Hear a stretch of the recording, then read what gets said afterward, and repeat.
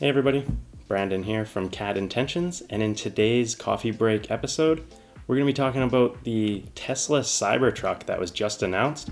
We're going to look at a few features, the benefits, I think, to engineers, professionals, and the construction industry, as well as why I pre-ordered one, and how I'm going to get my YouTube channel to pay for it. So stick around and let me know what you guys think. Cheers.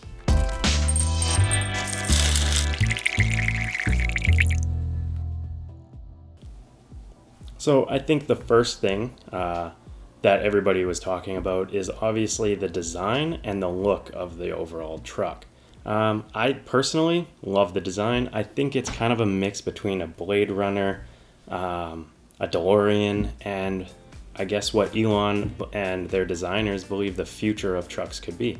I've always owned trucks and driven trucks. I drive my truck daily, and it's time for a change. They haven't really changed in design, as Elon pointed out in the presentation, since they were invented.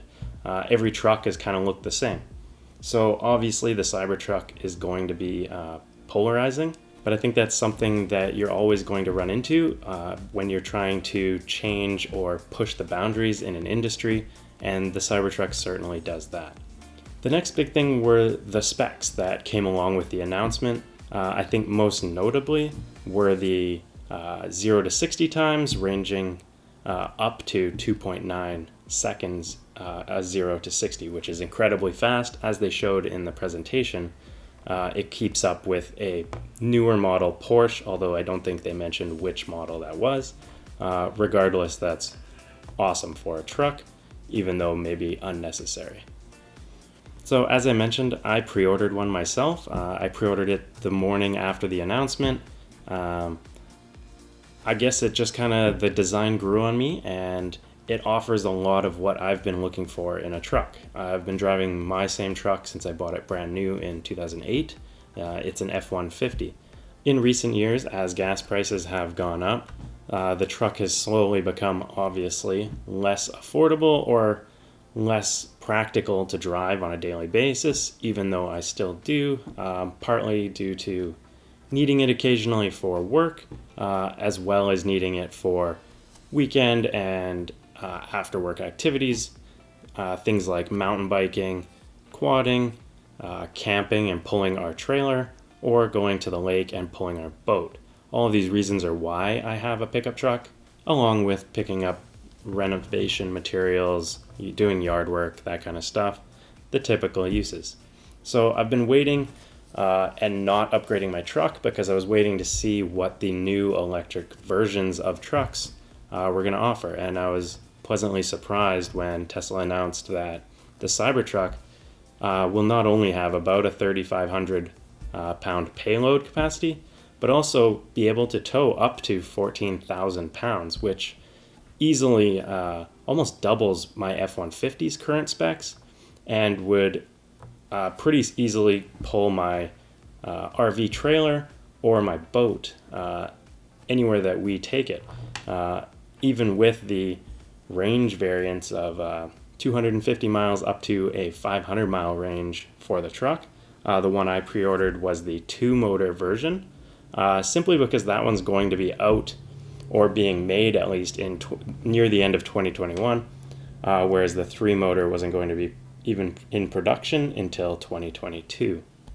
Now, when it comes to making the decision, say, to buy the Tesla Cybertruck over an upcoming Rivian or F-150 version, I think a couple of the biggest selling features were the air suspension in the Cybertruck is intriguing to me. I think that's an awesome idea, and being able to lower it for around town highway driving for the efficiency as well as just practicality is an awesome idea, as well as being able to lift it up on camping trips, going off-roading, or just when you need the clearance of a truck. I also really like the fully contained utility box or vault, as they're calling it, with the built-in tonneau cover style. I love that idea. It's secure. You don't have to worry about your stuff when you're around town. I look at it as taking a mountain bike. You don't need to worry about it getting stolen if it's locked up in the vault area. Another big bonus to me was the 3-in-3 seating that they showed off.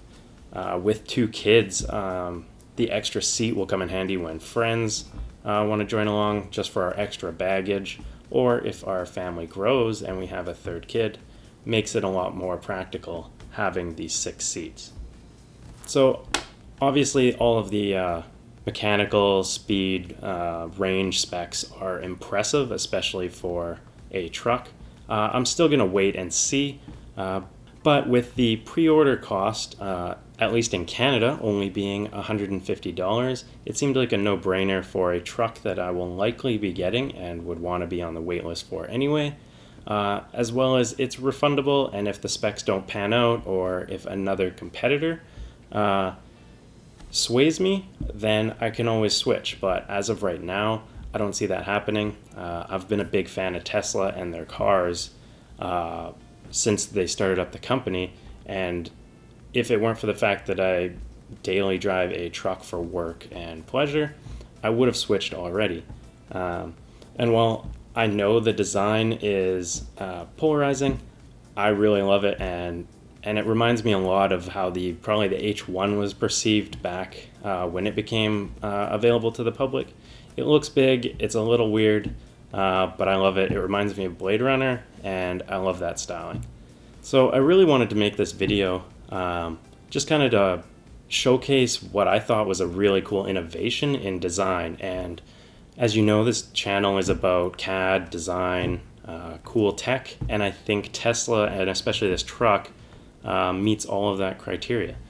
I also think, as a Canadian in particular, a lot of Canadians are interested in these trucks, even though they don't maybe get as much information about them as they do, as you guys do south of the border, as well as hopefully you guys will want to follow my journey. I'm going to keep posting updates as they release them on the trucks, as well as my progress towards getting mine. And then obviously I'll make some videos once or if I get it up here in Canada. And then the last portion I mentioned earlier in the video was my goal when I pre-ordered. I made a goal for myself to grow my YouTube channel to hopefully be able to pay for the Tesla truck, or at least cover the payment of the truck every month if that's the way I go. So I'll keep you guys posted on that. But currently I think they're showing a, say, lease payment of $500 US for the truck in the mid-tier that I pre-ordered.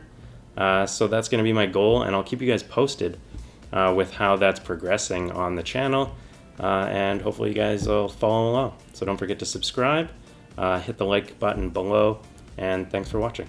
Cheers.